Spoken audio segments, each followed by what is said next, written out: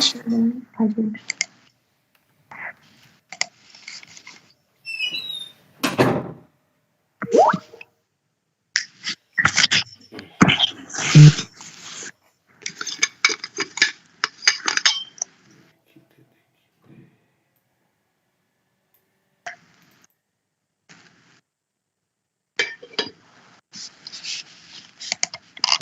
me share my screen.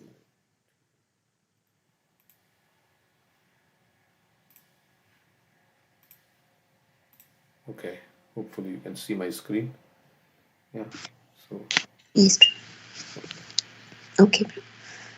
So this is Bhaktivinoda Thakur's song for Siddhi Lalasa.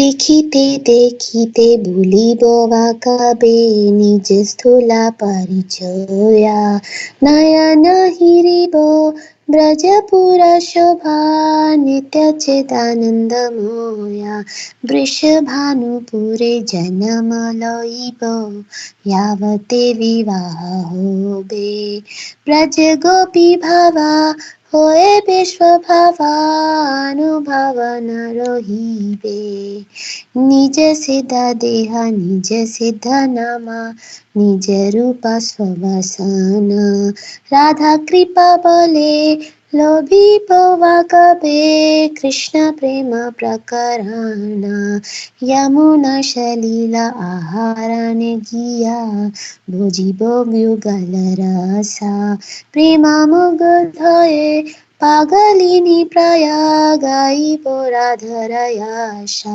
দেখিতে দেখিতে ভুলিব বা কবে নিজ স্থূলা পরিচয়া. So Bhaktivinoda Thakur is saying, when will I be able to leave this plane of my gross bodily identity far behind? Within a split second, I will completely forget about all these false external affairs and behold the exquisite beauty of the transcendental realm of Raj, which is completely paraded with eternal conscious bliss. I shall then take birth in Barsana, the town of King Vrishabhanu, and I will be married nearby in the town of Yavat. My sole disposition and character shall be that of a simple cowherd girl, and I shall not know any other mood. I shall obtain my own eternal spiritual body, transcendental name, and specific type of beauty and dress for the pleasure of Krishna. And when by the power of Sri Radha's causeless mercy will I be allowed entrance into the pastimes of divine love of Krishna. As I go with a water pot on my head to draw water from the Yamuna river, I shall cherish remembrance of the mellows of conjugal love that unite Sri Radha with Krishna. Thus being enchanted by their divine love, I will madly sing the glories of Sri Radha just like a raving lunatic. So Bhaktivinoda Thakur is seeking for a spiritual body of a gopi, Manjari, and to be living alongside, taking birth in Barsana Dham and being married in the town of Yavat, same as Srimati Radharani. And when will my false ego be destroyed? Like where I think that I'm this body, and I will forget all the false external affairs. And then in our spiritual, when we are in our spiritual consciousness with the desire to serve Radha and Krishna, where Radha and Krishna are the enjoyers, then we can understand Raj. And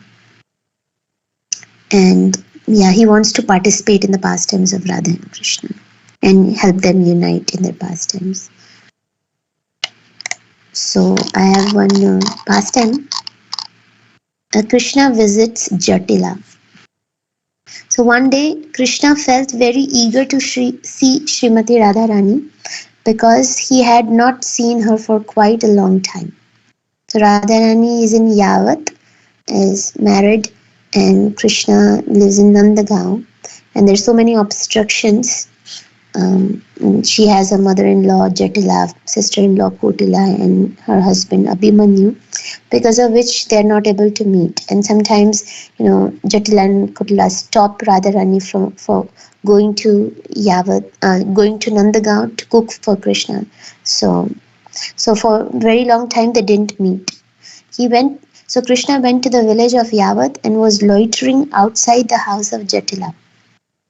At that time, Jatila came out of the house and seeing Krishna, she called out to him, "Oh Kannu, why are you roaming here and there in the middle of the day? It is so hot now, and in this scorching heat, your face has become red and dry. Please come here, come close to me."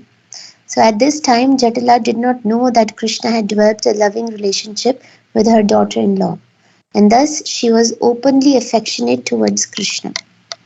So Krishna said to Jatila in a pitiful voice, "Oh, my grandmother, what can I say to you about my sorrow?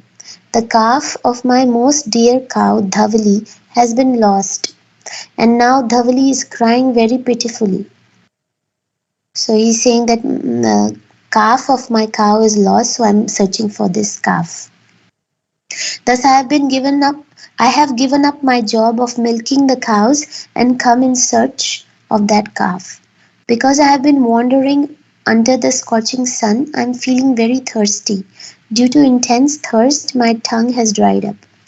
Seeing the miserable condition of Kannu, so I guess they call Krishna Kannu with love, and they call Krishna with different names. Jatila, she took Krishna inside the house and told her daughter-in-law Radha to bring some cool water for Kannu to drink. Because Jatila was present, Radharani pretended to feel very shy to be there. She pulled down her veil and turned her face away, covering it with her sari. But from under the veil, Radha was looking at Krishna. On the pretext of drinking water, Krishna was also looking at Radharani and enjoying the moment very much. After Krishna had taken rest for some time, Jatila said, "O Kanai, what has happened today? Till now, the person who milks the cow has not come. The cows are shouting due to the delay. You are milking cows every day. Kindly milk this cow." So Jatila is saying that our milkman has not come. So kindly you milk our cows. Then Jatila instructed Radharani to bring the pot for collecting milk and rope for binding the legs of the cow.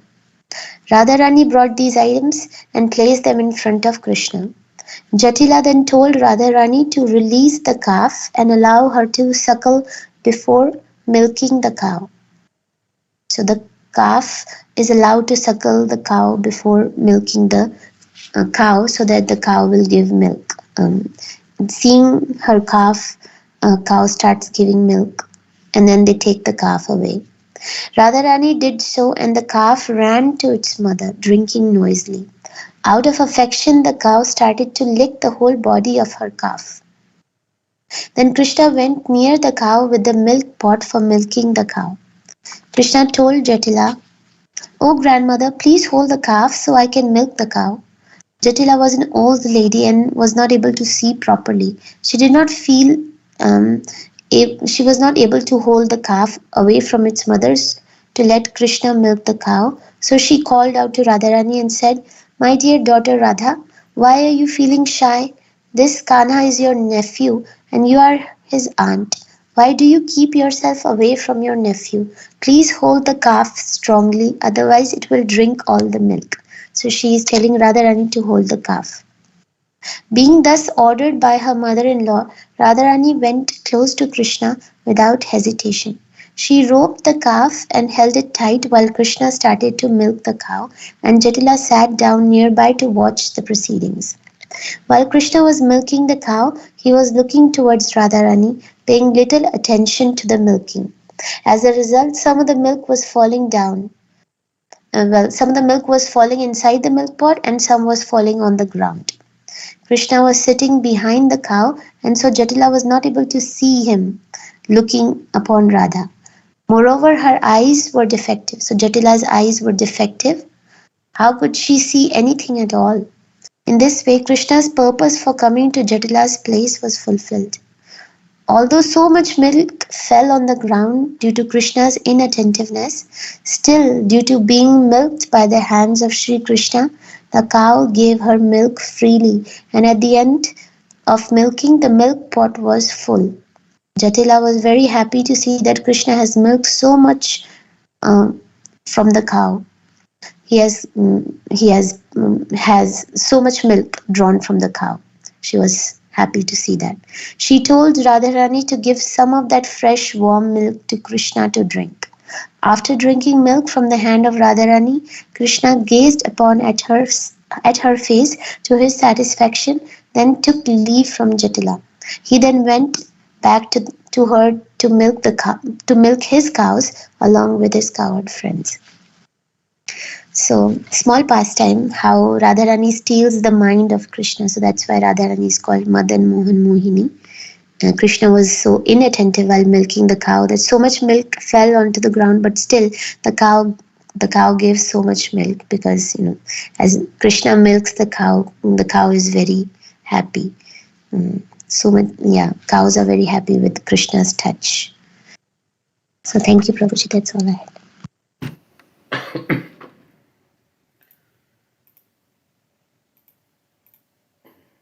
Thank you. Nice pastime. Okay.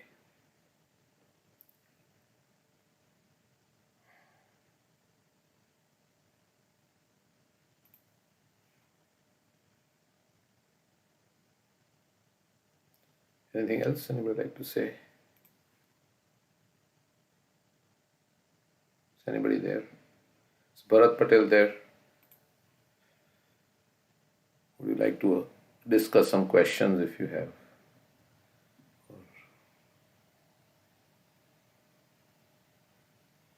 It's not there. Okay. All right. So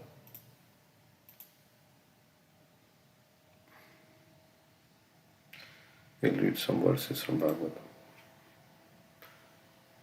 Madbhayadvati vatoyam suryastapati madbhayat varshatindro dahatyagnir mrityuscharati madbhayat. Prabhuji, we can't see your screen. Yeah. So this is madbhayat. Everything is about bhaya. Because of my fear, vati vatoyam. Vata is the wind is blowing. Suryas tapati madbhayat. The sun is shining. Varshatindro dahatyagnir. Indra showers rain because of my fear. And Agni is burning because of me. Mrityus charati madbhayat. And death goes about taking its toll because of fear of me. It is because of my supremacy that the wind blows. Out of fear of me, the sun shines out of fear of me. Okay. It is because of my supremacy that the wind blows out of fear of me. The sun shines out of fear of me. And the Lord of clouds, Indra, sends forth showers out of fear of me. Fire burns out of fear of me, and death goes about taking its toll out of fear of me. So everything is due to Krishna. Sarvakarana Karanam. Without Krishna, nothing can exist. And if we think that without me, nothing can exist, then we are thinking we are Krishna. But if we pass away, if we die, things will go on, right? The world will not come to a stop. But without Krishna, everything will fall apart. Because Krishna is the thread that holds all the pearls together. Sutre Mani Gana Iva. Without the thread, all the pearls. So without God, there is nothing, right? It's ultimately everything is sustained by God. And everything is happening because of God. Maya Dakshena Prakriti Suyate Sacharacharam. Although we may think like Krishna is enjoying in Raj Dham, right? He's thinking about Radharani. Is he is he thinking about the material world and how things are going to go on in this world? But he can simultaneously be in Raj Lila and he can also think about everything else also. So we may be thinking, well, he's thinking about Radharani. How is he thinking about all the things in the material world? What's going to... So he has, but of course his expansion, Mahavishnu and others, They take charge of the material creation and everything. And Krishna is enjoying he has delegated to his expansions all the creation, sustenance, maintenance, and destruction. And he enjoys. Like a big man, he has his assistants who will assist him. And he will go on a vacation and his company will run. So like that, something like that. Of course, it is due to him everything is possible. So let's see. The Supreme Personality of Godhead Krishna says in Bhagavad Gita that the natural laws being enacted are correct in all activities because of his superintendence. So there is laws that are working and there is a lawmaker because he is presiding over the laws, and that's why the laws are functioning the way they are supposed to function always. No one should think that nature is working automatically without superintendence. So things are not happening randomly with nobody in charge, right? We say it's nature, but Prabhupada would say, whose nature? It's Krishna's nature. So not a blade of grass moves without the sanction of the Lord. So devotee thinks that everything that is happening because of Krishna's direction, Krishna's desire. So, and Krishna is my well-wisher. So whatever is happening to me is happening due to Krishna's sanction, and he's my well-wisher. So it is good for me. Of course, there's a negative thing about this philosophy is that I can do anything wrong, and they then say it's Krishna's desire.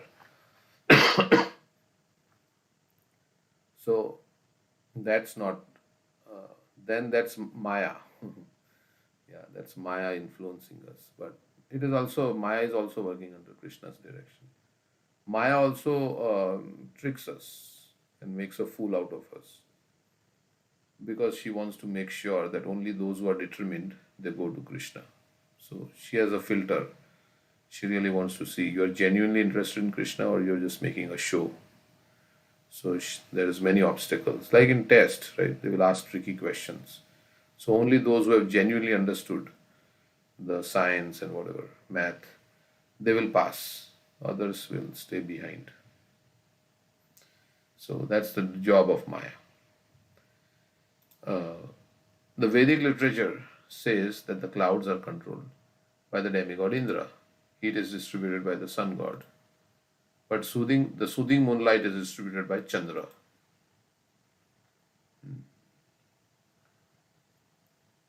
And the air is blowing under the arrangement of the demigod Vayu. But above all these demigods, the Supreme Personality of God is the chief living entity. Nityo Nityanam Chetanas Chetnanam.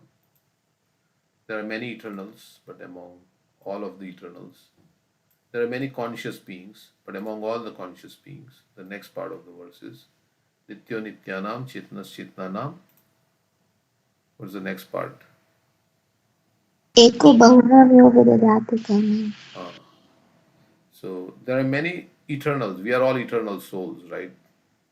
We are all conscious beings. Chetna means consciousness. So there are plural number. Nityanam means there are multiple eternal conscious living entities. But out of them there is one. Eko Bahunam. Bahunam means of all the many, there is one. Yo Vidadhati Kaman.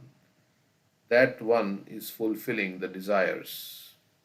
Kaman means desires. Vidadhati. Dadati means to fulfill, to give. So, yeah, Dadati Pratigrinati. So, okay, Preeti wants to join, but there are 100 participants. How is that possible? Let's see.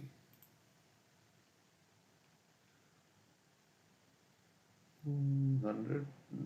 Yeah, but she's on the call. She should be. Okay, so that one person is providing, like in a family, let's say the father is working and is responsible for putting food on the table. Or the parents, many children are there and they provide food for the children. So, but there is one person who is fulfilling the needs. Without that one person, we can't fulfill our desires. So we have so many desires, and Krishna is fulfilling, helping us fulfill all the desires we have. Without Krishna's help, we can't fulfill any desire. So the demigods are also ordinary living entities, but due to their faithfulness, their devotional service attitude, they have been promoted to such posts. So they have become controllers. Krishna can make anybody, a small person, very big controller. Krishna can do that.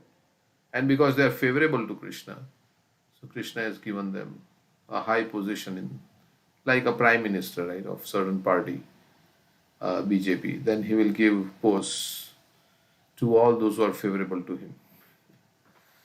In politics, right, they will find people who are favorable and they'll give them the position of chief minister and different things. So like that, Krishna has given all the devatas different positions. They are also like us, they are souls, but because due to their faithfulness, their devotional service attitude, they have been promoted to such posts.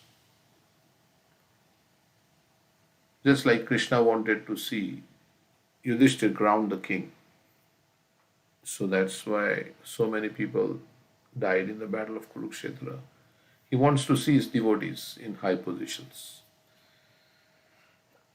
These different demigods or directors. So we may well question that why in Kali Yuga most of the people are not God conscious, those who are in high position.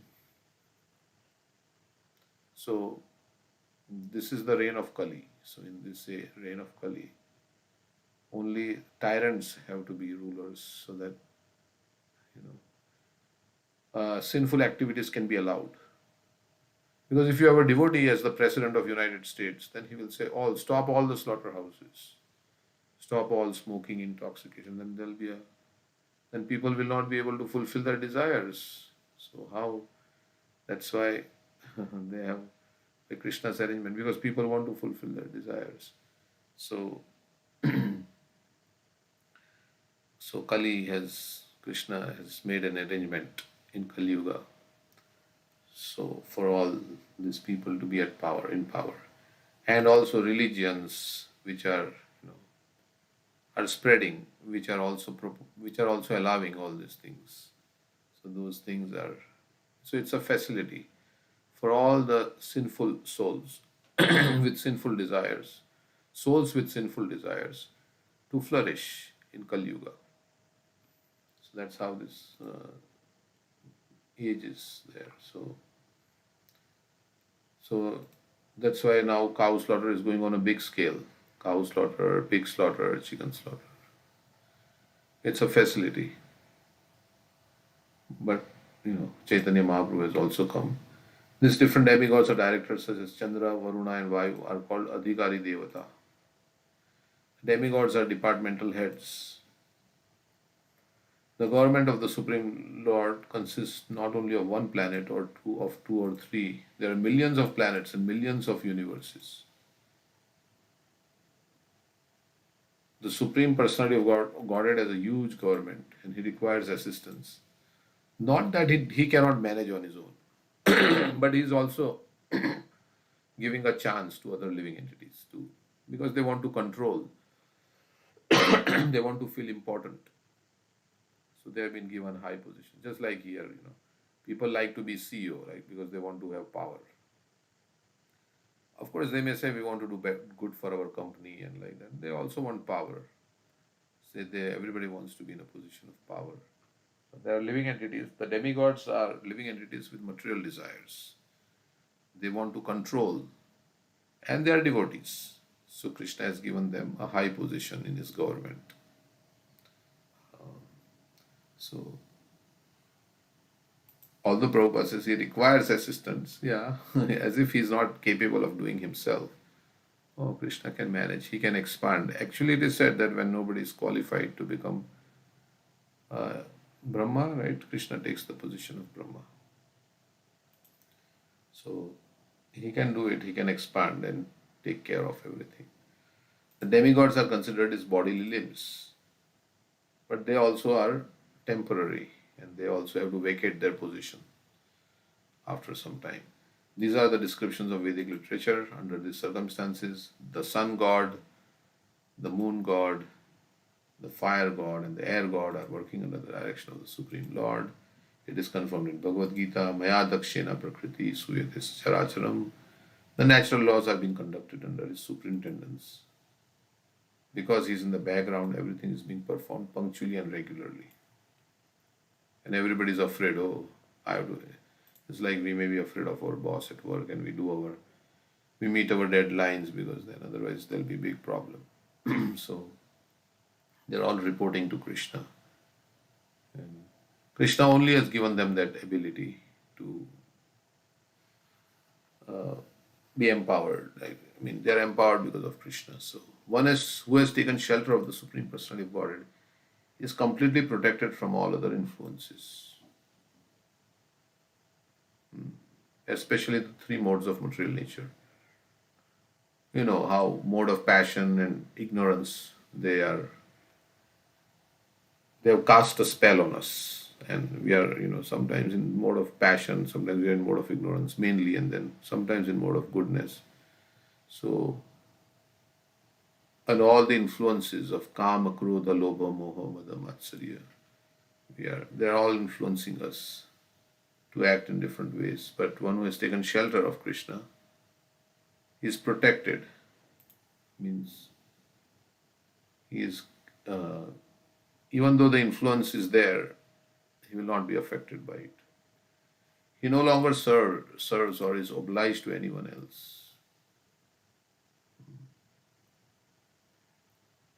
So just one person if you serve, then all your obligations are fulfilled. That's Krishna. You don't have to serve anything else. Just like you water the root of the tree, you don't have to bother about watering the twigs and the leaves. And that's not the right way to water also. Just one person you serve and everything is achieved. That is the definition of Shraddha. Shraddha Shabde Vishwash Kohe Shrudhir Nishchay Krishna Bhakti Koile Sarva Karma Krita Hoy. So, if you have this faith that if I just devote my life, surrender to Krishna, then then everything else is achieved. Of course, he is not disobedient to anyone, but his full power of thought is absorbed in the service of the Lord. Not disobedient, we have to be like, I don't know how Prabhupada says like that, he's not disobedient to anyone. Prabhupada himself was disobedient to his wife, like that. But his full power of thought is absorbed in the service of the Lord. Means maybe he doesn't want to unnecessarily have a quarrel with anybody. So he externally says, yes, yes, yes. That Yudhishthir Maharaj says, yes, yes. Narad Muni tells Yudhishthir Maharaj, in Grihastha life, there may be so many suggestions from so many different quarters, different people. And you externally say, yes, yes, yes. So you're not disobedient externally, at least. But then you do what you have to do. But his full power of thought is absorbed in the service of the Lord. Because if you start obeying everybody, then you will not become Krishna conscious. Then you'll have to give up. Somebody will say, oh, don't chant so much. It's not the time to chant. You're young. Don't chant. Don't do this. Don't do that. You do this. So then you can't. Of course, if you are thinking of Krishna, you are still Krishna conscious. The statements by the Supreme Personality of Godhead Kapila, that under his direction the air is blowing, the fire is burning, and the sun is giving heat, are not sentimental. We may think it's exaggeration, or the impersonalists may say that Bhagavatam devotees create and imagine someone as the Supreme Personality of Godhead and assign qualifications to him. But actually it is neither imagination nor an imposition of artificial power in the name of Godhead. In the Vedas it is said, Vishasmad Vataha Pavate Vishodeti Suryaha. By fear of the Supreme Lord, the wind god, the sun god are acting. So coming back to Vedas also, there is a statement, not only in the Bhagavatam, but in the Vedas also it is a similar statement that by fear of the Supreme Lord, the wind god and sun god are acting. Vishasmad Agnis Chandras Chamrityur Dhavati Panchama. Agni, Indra and Mrityu are also acting under his direction. These are the statement of the Vedas. So So it is not like we have invented some God and ascribed attributes to him. So that's not the, somebody may feel like that you Hare Krishna's people, you have made up some God, given some name to this fictitious figure and given him some qualities and attributes. But this is mentioned in Shastra, so we go by Shastra. Prabhupada says, if you doubt, then you cannot, you can't be. For the doubting soul, there is neither happiness in this world or the next. Because you doubt, well, you can be happy to some extent materially, but actually there is no material happiness. I was reading happiness in this material world. Let me share this. Prabhupada says, if you want to become happy, you must perform the easy process of Sankirtan Yagna in full Krishna consciousness. Otherwise, there can be no peace or happiness in this world. Because we are thieves, and how can thieves be happy if you don't pay your bill? Kind of like that. So, without Krishna consciousness, without Sankirtan Yagna, which cleanses our heart, then we can actually experience the joy of the soul. Happiness in this world depends proportionately on the maintenance of religious principles individually or collectively. So, the more we become Krishna conscious, we'll become happy in this world. 1 second of human life wasted in the vain research of planning for happiness in the material world can never be replaced, even if one spends billions of coins of gold.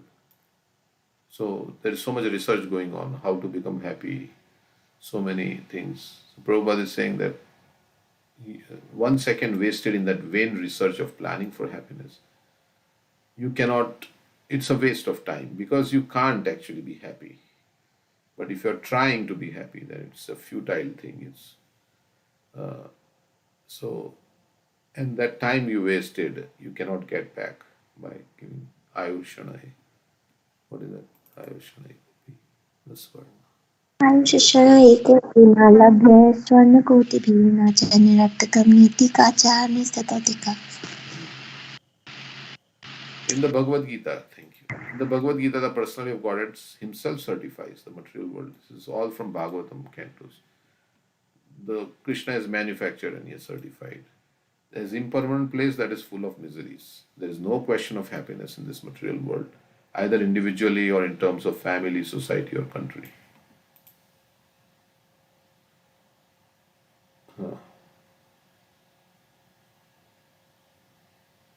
And then Prabhupada says, we should remember that in spite of all diplomacy and all intelligence in the struggle for our existence, everything will end in a second by the Supreme Will. Which Narsinghadev, Prahlad told Narsinghadev that, yes, I know my father was so powerful, but everything finished in a moment. When you split him open, everything was finished. In a moment, everything was gone. So, of course, people say, well, we are doing it for the next generation. We are trying to make the world a better place for the next generation. But, with technology, I can do some, like we are using all these things. But still, the inner happiness cannot come from all these external things. Consequently, human society has lost the standard ways of life, both material and spiritual. People are bewildered and there is no peace or happiness in this world. On the whole, there is no happiness in this material world, but an illusion person works very hard for so-called happiness. Indeed, this process of working hard is actually taken for happiness. This is called illusion.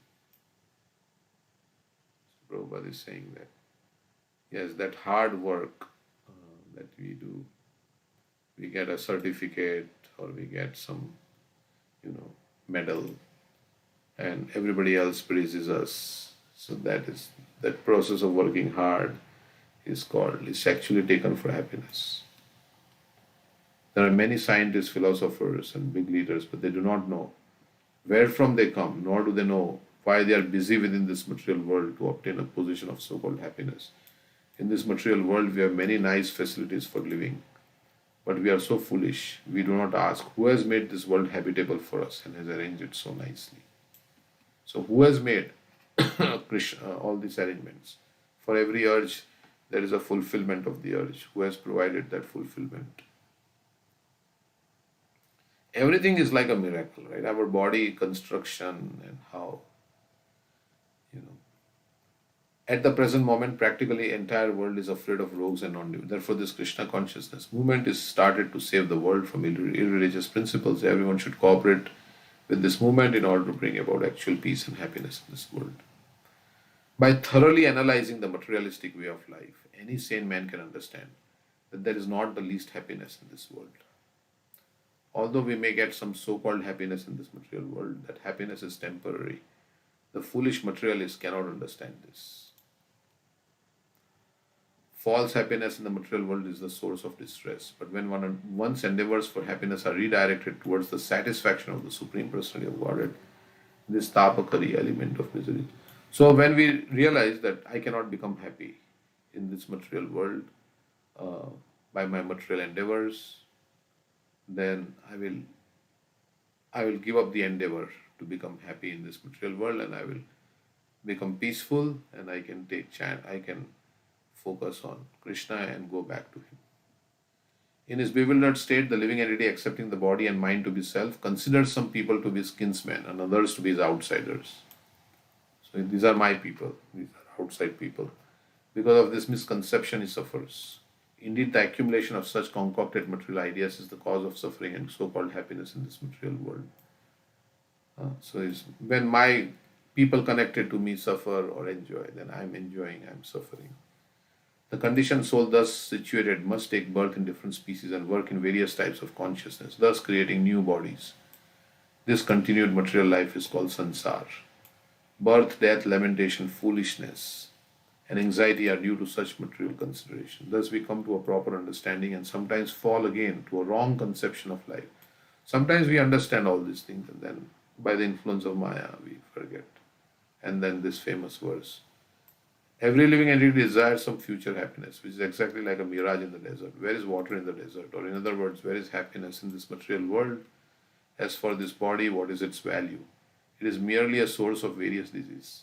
Until you get the disease, you are okay. But once you get the disease, it's very troublesome.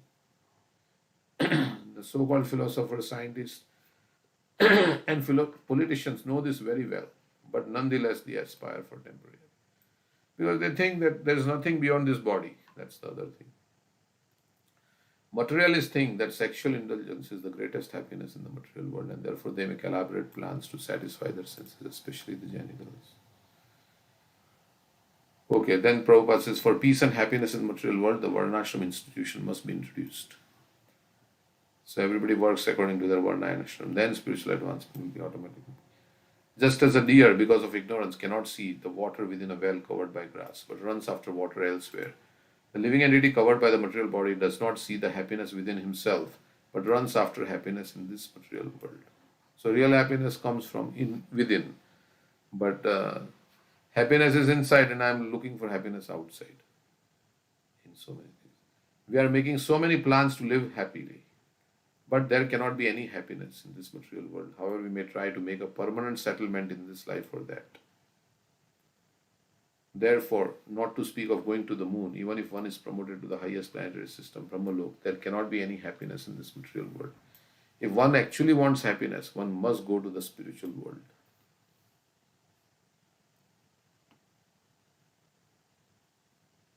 Simply by hearing Bhagavad Gita and chanting the Hare Krishna Mahamantra, one becomes completely purified.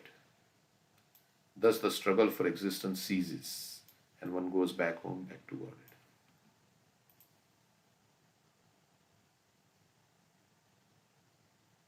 Okay.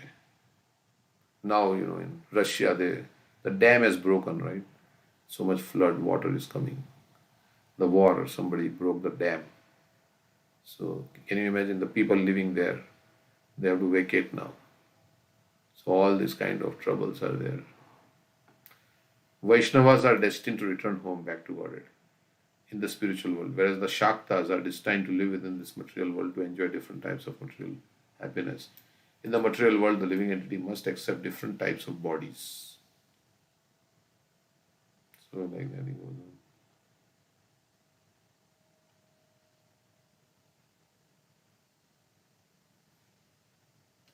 this place is miserable. But Maya's illusion, we are taking this miserable condition of life as happiness. This is called Maya. There is no happiness in this material world, everything miserable.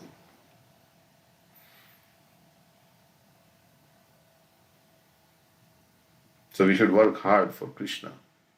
When I work very difficult task for Krishna, that Bhaktivinoda Thakur says, tapasya for Krishna, for spreading Krishna consciousness. When I work very difficult task for Krishna, that difficult task becomes very happiness for me. That difficult task becomes very happiness for me. That is the standard of happiness. In the material world, there is duality. In the absolute world, there is simply happiness. There is nothing else. Just like when Krishna is going to Mathura, all the gopis become very, very distressed, crying. But we cannot understand what is the happiness of that distress. That we cannot understand from the material point of view. That is the greatest happiness. When the gopis were crying in separation from Krishna, that is greater happiness than meeting Krishna. This is Krishna philosophy. Okay, there are some quotes. I was just searching, like to see what Prabhupada is. So, any other comments? Yeah, this verse that we read, there's another verse, right? Apanna samshritam ghoram yannama vishogranam tata shidevi muchite yad babeti swayam bhayam.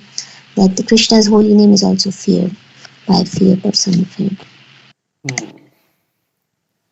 I was thinking that, and then I was also thinking that these sun god, moon god, Vayu, all these, it says that they are acting out of fear of Krishna, but the highest is to act out of love, right? Correct. Yeah, that's true. It's like, I mean, they have to do their duty. Sun has to rise every day. But of course, they are devotees. They have love for Krishna, but it's also mixed with material desires. So it's not pure love. Also, so they have want to. They're also afraid of Krishna. Hmm. Yeah, that's how it is. This verse is saying like that. We would think they would do their duty out of love. But Krishna is saying here, Kapila Devi is saying, yeah, I don't know. So, Yeah, because they're not pure devotees. And,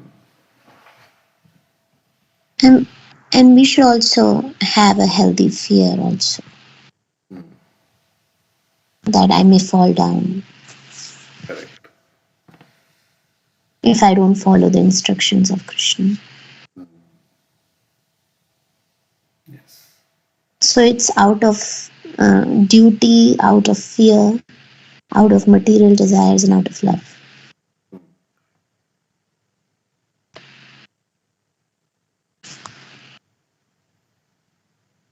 Prabhupada is saying in this, this body is like a bubble.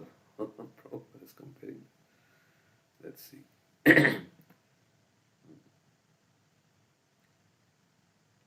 uh, in this way, things come into existence and are dissolved. Similarly, this body comes into existence, takes a nice form, and then is finally finished forever. We have the changing body. So we will then have to get another body. This body is like a bubble. It is present for one moment, then it bursts and is gone forever. Bubble bursts, that's gone.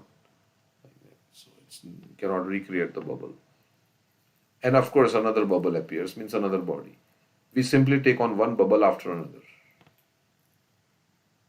one body after another, and we think that we'll become happy in this way because we are so foolish. Krishna comes as a person like us, but we are such rascals that we think he's simply a man, and this is our misfortune. If we just surrender unto Krishna, we will no longer be subjected to the karma of different bodies. So, karmani nirdahati kintu cha bhakti bhajam.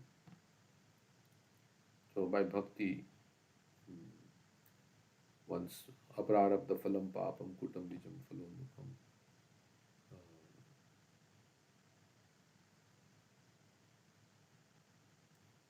Utam bijam phalonmukham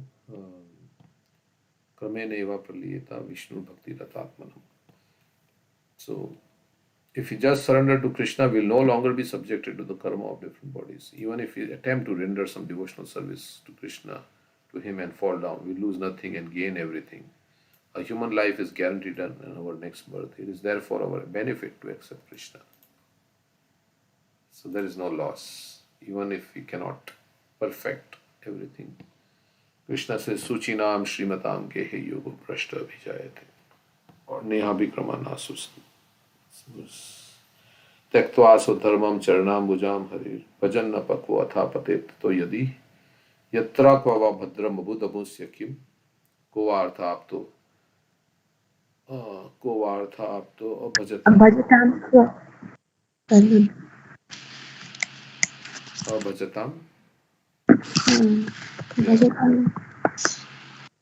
को वार्ता आप तो भजताम स्वधर्मता।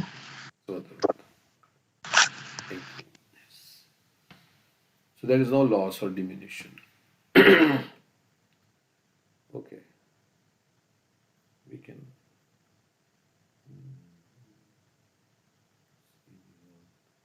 We can read Krishna book.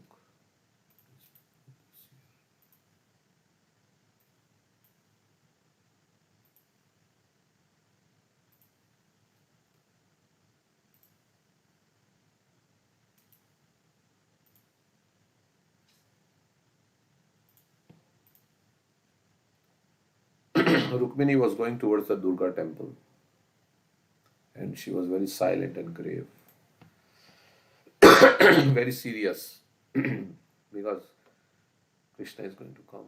She is anticipating. Her mother and her girlfriends were by her side, and the wife of Brahmana was in the center. Surrounding her were royal bodyguards, so all ladies, and there were some soldiers. This custom of a future bride going into the temple of a demigod is still practiced in India. As the procession continued, various musical sounds were heard. Conch shell drums such as panavas and bugles of different sizes such as turiyas and beris combined to make a sound which was not only auspicious but very sweet to hear. So there was some shehnai, some conch shells blowing, drums were sounding, and they were all proceeding. The soldiers, Rukmini and her mother was there, some wife of a Brahmana was there, her other girlfriends were there, and soldiers were there, and all these musicians who were playing. The procession was going. Thousands of wives of respectable Brahmanas were present, all dressed very nicely. So there were thousands of wives. Brahmanis were there, and so many. They presented Rukmini with flower garlands, sandalwood pulp, and a variety of colorful garments to assist her in worshipping Lord Shiva and Goddess Durga. So they were giving all the paraphernalia to worship.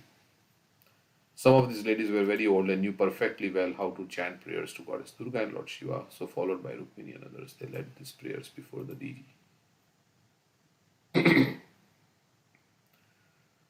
So everybody was praying in the temple. Rukmini offered her prayers to the deity by saying, so this is her prayer to Durga. My dear Goddess Durga, I offer my respectful obeisances unto you as well as to your children. Of course, that's the mother. Material nature, like Goddess Durga is the mother. Goddess Durga has 4 famous children. 2 daughters, the goddess of fortune Lakshmi and the goddess of learning Saraswati, and 2 sons, Ganesh and Kartikeya. Durga's daughter is Lakshmi and Saraswati. They are considered demigods and goddesses. Since Goddess Durga is always worshipped with her famous children, Rukmini specifically offered her respectful obeisances to the deity in that way. However, her prayers were special. Ordinary people pray to Goddess Durga for material wealth, fame, profit, strength, and so on. Rukmini, however, desired to have Krishna as for her husband, and therefore prayed that the deity be pleased with her and bless her with that benediction. Of course, why not directly pray it only to Krishna only? because the demigods are also empowered by Krishna only. So they are getting their power also from Krishna. Since she desired only Krishna, her worship, but this was a tradition, so she was following the tradition. Her worship of the demigods is not condemned. Otherwise, it is condemned. If you want anything material. While Rukmini was praying, she presented a variety of items before the deity, chief of which were water, different kinds of flames. So there was like water, arati, and incense, garments, garlands, and various foods prepared with ghee, such as puris and kachoris. She also offered fruits, sugarcane, betel nuts, and spices. With great devotion, Rukmini offered them to the deity according to the regulatory principles directed by old Brahmana ladies. After this ritualistic ceremony, the ladies offered the remnants of food to Rukmini as prasadam, which she accepted with great respect. So she took prasad, Durga Devi. Then Rukmini offered her obeisances to the ladies and to goddess Durga. After the business of deity worship was finished, Rukmini caught hold of the hand of one of her girlfriends in her own hand, which was decorated with a jeweled ring, and left the temple in the company of others. So, finished, the ceremony was over. She took one of her girlfriends and then she left the temple. All the princes and visitors who came to Kundina for the marriage had assembled outside the temple to see Rukmini. The princes were especially eager to see her because they all actually thought that they would have Rukmini as their wife. Of course, she was not going to be married to them, but maybe they were thinking that somehow we could have Rukmini as our wife. She was so beautiful. Struck with wonder upon seeing Rukmini, they thought she was especially manufactured by the Creator to bewilder all the great chivalrous princes. Of course, she being the goddess of fortune, expansion. So she is very beautiful. Her body was well constructed, the middle portion being thin, her hips were adorned with a jeweled locket, she had pink lips, and the beauty of her face was enhanced by her slightly scattered hair and by different kinds of earrings. The body luster and beauty of Rukmini appeared as if painted by an artist, perfectly presenting beauty, following the description of great poets. Rukmini's breasts are described as being somewhat high, indicating that she was just a youth of not more than 13 or 14 years old. Her beauty was specifically intended to attract the attention of Krishna. Although the princess gazed upon her beautiful features, she was not at all proud. So she was not thinking, I am so beautiful. Her eyes moved restlessly, and when she smiled very simply like an innocent girl, her teeth appeared just like jasmine buds. Expecting Krishna to take her away at any moment, she proceeded slowly towards her home. She was anticipating Krishna to come. Everybody had gathered to see Rukmini's. Her legs moved just like a full-grown swan, and her ankle bells tinkled mildly. The chivalrous princes assembled there were so overwhelmed by Rukmini's beauty. So they were so enchanted, so like wonder-struck by Rukmini, that they became almost unconscious and fell from their horses and elephants. Full of lust, they hopelessly desired Rukmini's hand, comparing their own beauty to hers. So they were also thinking that we are also like very handsome. Srimati Rukmini, however, was not interested in any of them. In her heart, she was simply expecting Krishna to come and carry her away. As she was adjusting the ornaments on a finger of her left hand, she happened to look upon the princes and suddenly saw that Krishna was present among them. So she happened to glance upon Krishna amongst all the princes who had come to see her beauty. Although Rukmini had never before seen Krishna, she was always thinking of him. And thus she had no difficulty recognizing him. Yeah, it's very difficult to recognize somebody you have not seen first time, any time even. So, but she had heard about Krishna's beauty. So from the description of what she had heard, she could relate, oh, this is Krishna. because it matched what she had heard. Krishna, unconcerned with the other princes, immediately took the opportunity to place Rukmini on his chariot, marked by a flag bearing an image of Garuda. So, Krishna, without caring for what others are going to think, just took Rukmini by the hand and put her, escorted her onto his chariot, which had the flag, Garuda, on the flag. He then proceeded slowly, without fear. So he was not like rushing to take, okay, driver. I think he was driving the chariot, or somebody else was there driving the chariot. I think Daruk was driving the chariot who had come. So because he took hand of Rukmini, and then he then proceeded slowly without fear, taking Rukmini away exactly as a lion takes a deer from the midst of jackals. So all the jackals are all the princes, and the deer is Rukmini, and Krishna is the lion. So meanwhile, Balram appeared on the scene with the soldiers of the Yadu dynasty. So we heard how Balram was concerned, anticipating that there might be some problem. Jarasandh, who had many times experienced defeat by Krishna, roared, "How is this? Krishna is taking away Rukmini away from us without opposition." So for some time they were okay. So Krishna is driving the chariot, and yeah, I was thinking of there is no chariot here. Krishna is there. Yeah. So Krishna took Rukmini and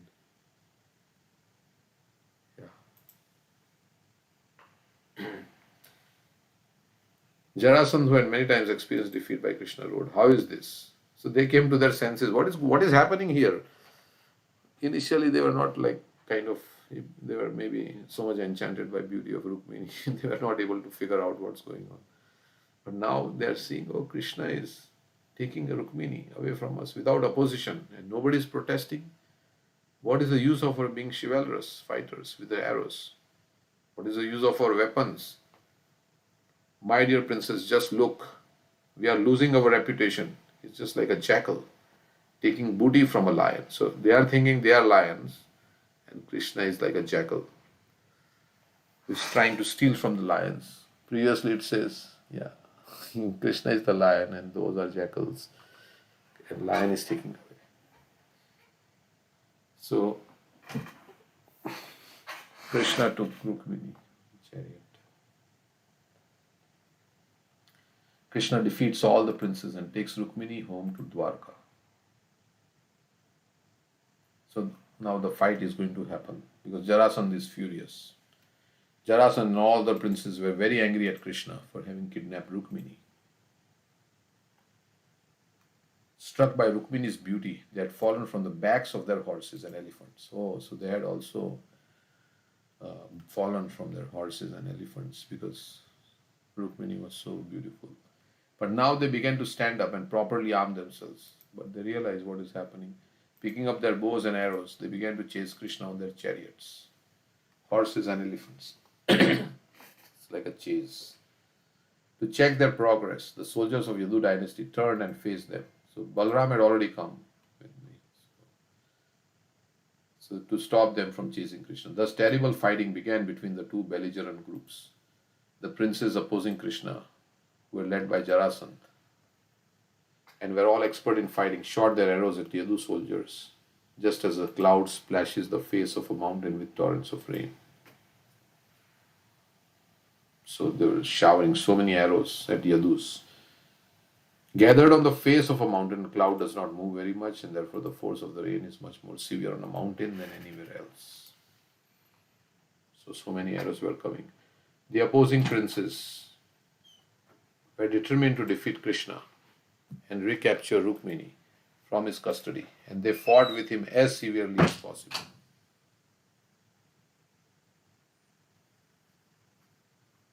They wanted Rukmini back. Rukmini, seated by the side of Krishna, saw arrows raining from the opposing party onto the faces of Yadu soldiers.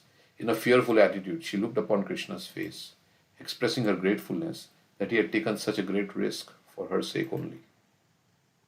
So much fighting just for me, Krishna.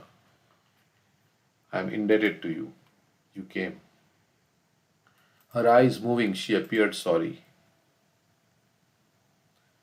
And Krishna, who would immediately understand her mind, encouraged her with this verse: My dear Rukmini, don't worry. Please rest assured that the soldiers of Yadu dynasty will kill all the opposing soldiers without delay. I think that's the verse in the Bhagavatam where it says, Our army, right? Krishna Your says, soldiers. Our soldiers. No, he said your soldiers. Your soldiers. Okay. Your soldiers, yeah. That means he has already accepted Rukmini. That's why he's saying your soldiers.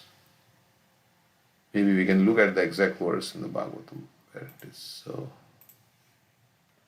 this is 54. So it must be in chapter 54 in the 10th canto.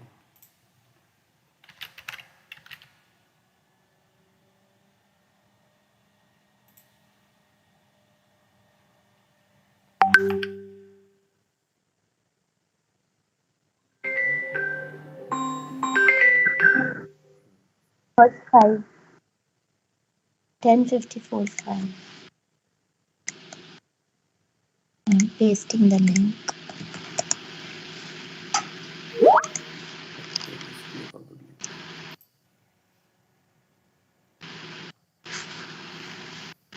By your soldiers, correct. So it says your soldiers. So to express his great affection for Rukmini, Lord Krishna gallantly referred to his own Yadav army as your men.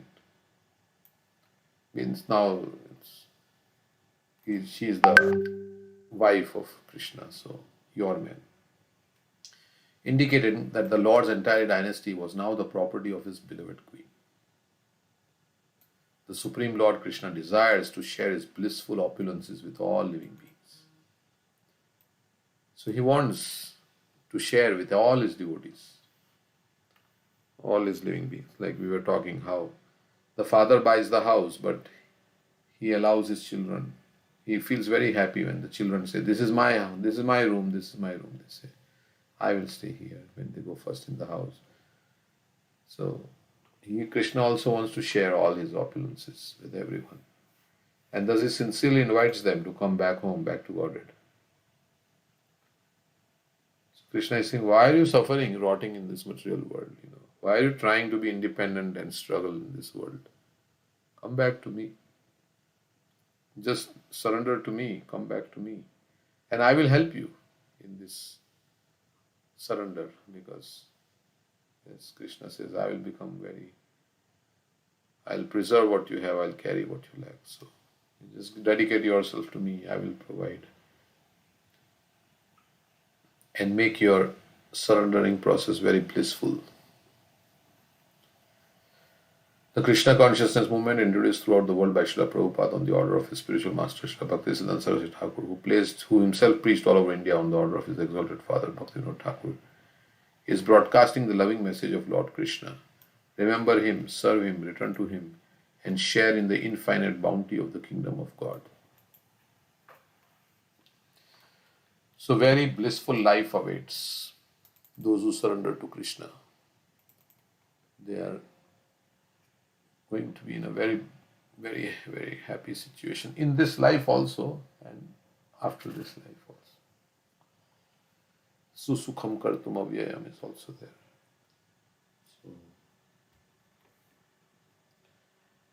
Like that.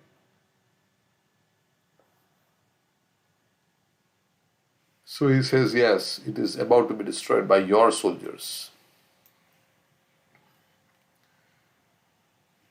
As Krishna was speaking with Rukmini, the commanders of the Yadu dynasty soldiers, headed by Lord Balram, who is also known as Sankarshan, as well as by Gada, not tolerating the defiant attitude of the opposing soldiers, began to strike their horses, elephants, and chariots with arrows. So both were fighting. As the fighting progressed, the princes and soldiers of the enemy began to fall from their horses, elephants, and chariots. Within a short time, millions of severed heads, decorated with helmets and earrings, had fallen on the battlefield. The soldiers' hands were severed along with their bows and arrows and clubs. Arms were piled upon arms, thighs upon thighs, and horses upon horses. Similarly, so a lot of corpses. Similarly, other animals such as camels, elephants, and asses, as well as infantry soldiers, all fell. Animals also died.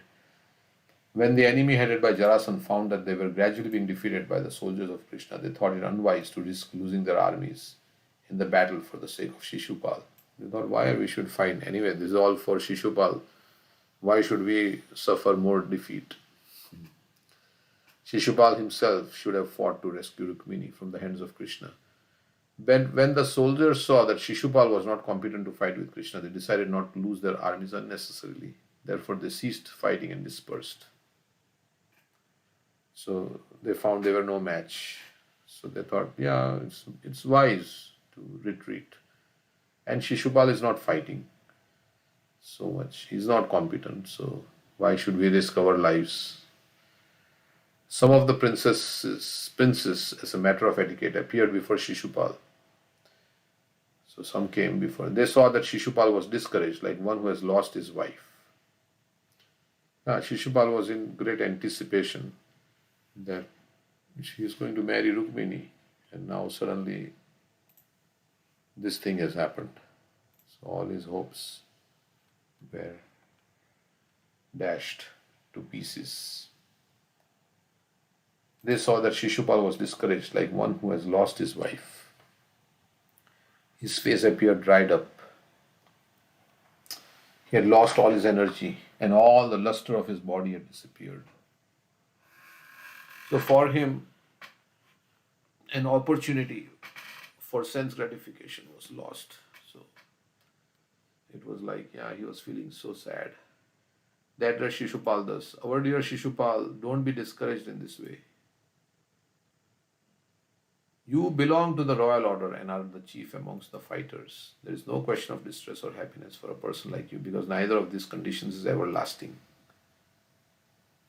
They are giving some philosophy. So, which is correct. Distress and happiness, it is all temporary. Take courage. Don't be disappointed by this temporary reversal.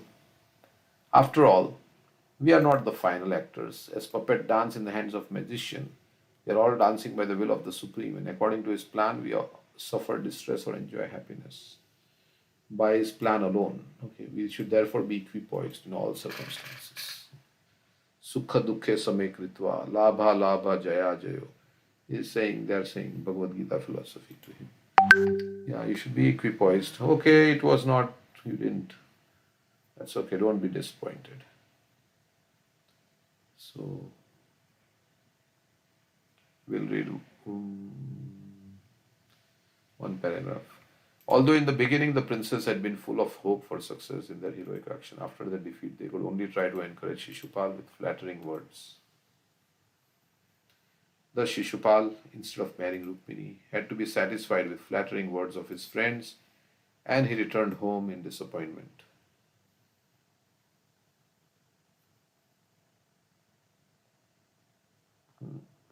Initially they were saying, yes, you will be victorious, but then they found out. So now they changed their stance. And he came back home. The kings who had come to assist him also disappointed and returned to their respective kingdoms. So Rukmini is gone. The marriage never happened. And everybody, all the people who had come, Jarasan and all, everybody, they went back. The whole catastrophe of the defeat was due to envious nature of Rukmini's elder brother, Rukmi. Having seen his sister forcibly taken away by Krishna after he had planned to marry her to Shishupal, Rukmi was frustrated. So it was a big blow to his ego, right? He had made the whole plan, and here Krishna completely, So after Shishupal, his friend and intended brother-in-law, returned home, Rukmi was very much agitated and was determined to teach Krishna a lesson personally. He said, okay, all of them didn't, but I will. He should have known that all these great fighters could not tackle Krishna. So what can I do? So We'll read this paragraph. He called for his own soldiers, a military phalanx consisting of several thousand elephants, horses, chariots, and infantry. And equipped with his military strength, he began to follow Krishna to Dwarka. To show his prestige, Rukmi promised all the returning kings, "You could not help Shishupal marry my sister. But I cannot allow Rukmini to be taken away by Krishna. I shall teach him a lesson. Now I am going to follow him." So he is boasting to all the other kings. "I will do what you could not do." He presented himself as a big commander and vowed before all the princes, "Unless I kill Krishna in the fight and bring back my sister from his clutches, I shall not return to my capital city, Kundina. So I will fight persistently and bring Rukmini back. Until that, I will not come back. I make this vow before you all, and you will see that I shall fulfill it." You should make a vow according to your capacity, right? You can't make a vow. So, after thus vibrating all these boasting words, Rukmi immediately got on his chariot and told his chariot driver to pursue Krishna. He said, "I want to fight with him immediately. This cowherd boy has become proud of his tricky way of fighting with Kshatriyas, but today I shall teach him a good lesson. Because he had the impudence to kidnap my sister, I with my sharp arrows shall teach him very good lessons indeed." Thus, this unintelligent man, Rukmi, ignorant of the extent of strength and activities of the Supreme Personality of Godhead, voiced his impudent threats. So, we can stop here with Krishna book. And anybody like to say anything? Then, any comments or anything?